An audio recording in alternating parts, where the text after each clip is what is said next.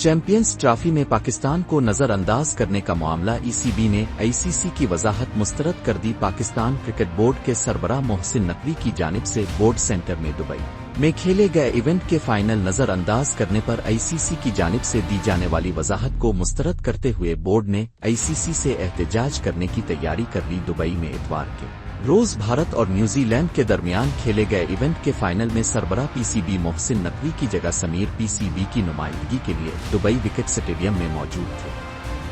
تاہم آئی سی سی نے سمیر احمد سید کو اختتامی تقریب میں نظر انداز کیا۔ بی سی سی آئی کے صدر راجر بنی نے بھارتی کھلاڑیوں کو سفید جیکٹس پیش کی اور میچ اوفیشلز کو میڈلز دیے، جبکہ آئی سی سی چیئرمین جے شاہ نے بھارتی کپتان روہت شرما کو ٹرافی اور ٹیم کو میڈلز